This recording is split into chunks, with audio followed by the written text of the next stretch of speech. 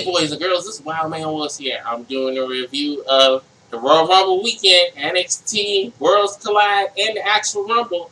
I'm not going through all the matches. I'm just going to give you all my feelings about both shows. The NXT show was excellent from beginning to end.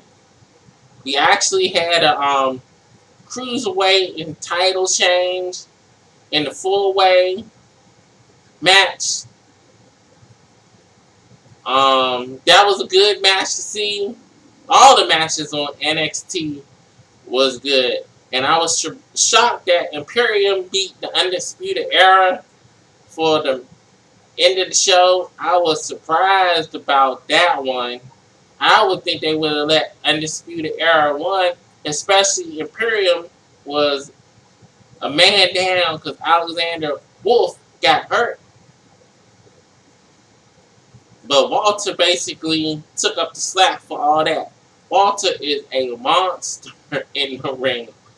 A real big, agile, big man. And I was shocked how quickly he could move in the ring. The ladies' matches was pretty good. All the matches on the show was good. Finn Balor had a good match. All in all, you can see how good the NXT roster is, both on the UK side and the American side. They actually got DIY back to fight Mustache Mountain. They put on a hell of a match. I always know them two teams were just going to kill it. So I don't know how long DIY going to be together, but probably just for that one night, because you know Trump would like to turn on people real quick. And the women's title match was pretty good. Rhea Ripley versus Toni Storm. They both put on a hell of a match too. Even the pre-show matches was pretty decent. So that was a blessing to see. All in all, go back and watch the whole NXT show. You will not be disappointed in that. Now going in the Royal Rumble. Everybody, the rumors going around, the edge was cleared and all this and that. A lot of people didn't believe it, but he came back. He was in the Rumble, so I don't know if this was a one-time thing or if he's permanent on the roster, or if he have a Undertaker type schedule, just come out once in a blue moon. Everybody was saying that CM Punk was going to be in the match, Undertaker was going to be in the match.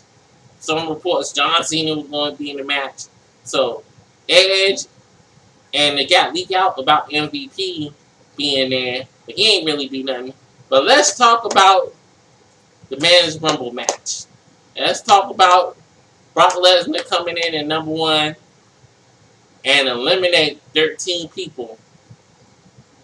Like Michael Cole pointed out, you can't say Brock Lesnar is lazy because he stayed in that match for a good 30 minutes. And he basically was throwing everybody out as soon as they got in the ring.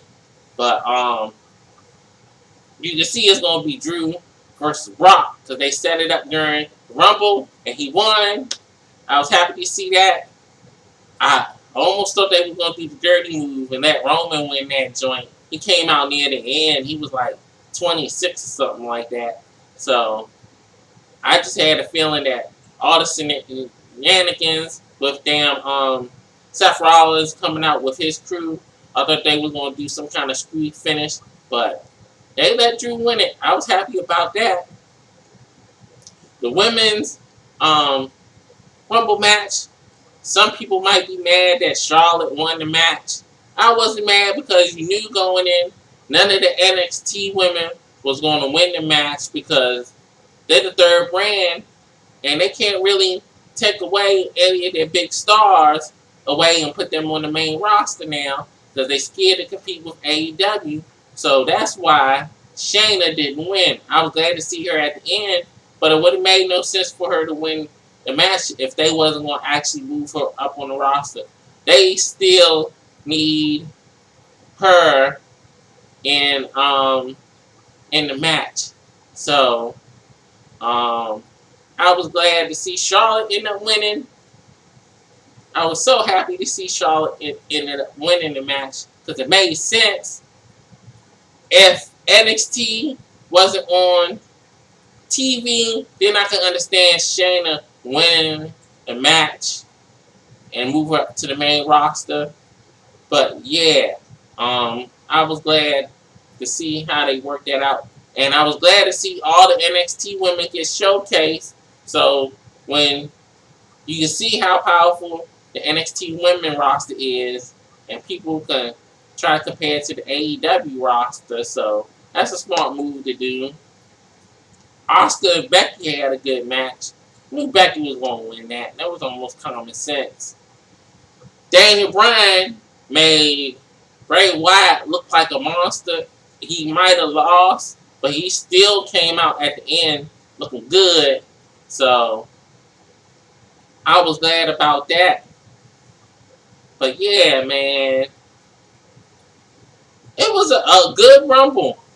Surprising enough, I don't really have no complaints. The only thing I didn't like about the men's Rumble, I didn't like what they did with Seth Rollins coming out there with his crew. It's like the officials had no control over that. It made the officials look kind of dumb. So that's what I was mad about. They had more surprises in the women's Rumble than they did the men's Rumble. Beth Phoenix and Molly Holly came back. I'm surprised that, well, I think Nia Jackson's knees are still messed up.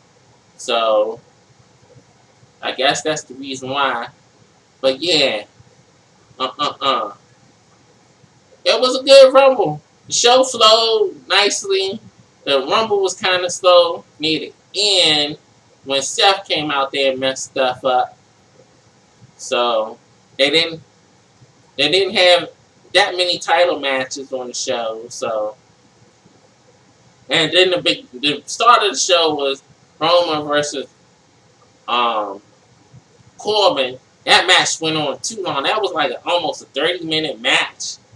So I was like, man, this joint dragging out. So after that, they had the Women's Royal Rumble. So that went on pretty good. All in all, 2 good nights of WWE programming, which I was happy about. That was a blessing because a lot of times it's either the NXT show being good and then the main pay-per-view ain't all that good. But luckily they pulled out all the stops because of the Royal Rumble. So it was a good WWE weekend, so I was glad about that. So this is Wildman Willis signing off. See you next time.